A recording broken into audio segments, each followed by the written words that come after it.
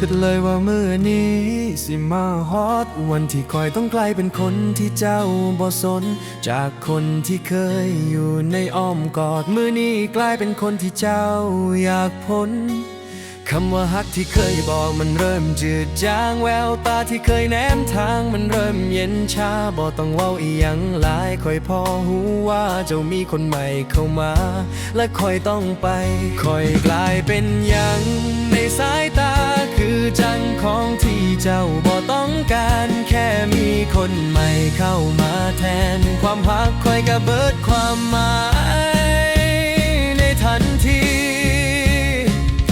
สุดท้ายเคยกลายเป็นแค่ฮักที่ถูกทิมเป็นความทรงจำที่เจ้าอยากลืมถูกทิมไว้คือจังขยะที่บ่มีค่าบ่มีค่าให้เจ้าหันมามองน้ำตาคอยไหลนองกับบ่มีผลย้อนว่าใจคนสิไปมันดึงบน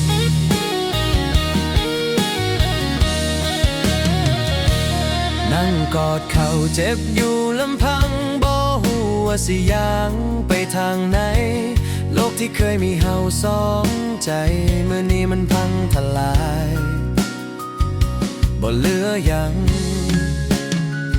ค่อยกลายเป็นหยังในสายตาคือจังของที่เจ้าบ่ต้องการแค่มีคนใหม่เข้ามาแทนความฮักคอยกะเบิดความหมาย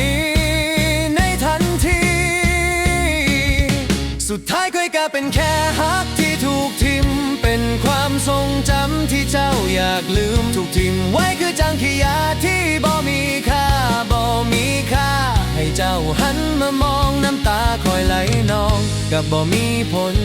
ย้อนว่าใจคนสิไปมันดึงบนสิให้เฮ็ดจังใดกะใจมันหักเจ็บสำใดก็ยังบ่ลืมได้แต่แนมเบิ่งเขากับเจ้ายืนเจ็บอยู่มองเก่าที่เจ้าเคยทิ่มไป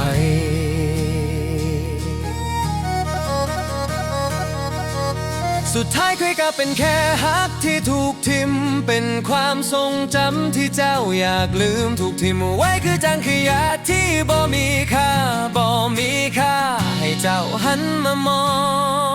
งน้ำตาคอยไหลนองกับบ่มีผลย้อนว่าใจคนสิไปมันดึงบน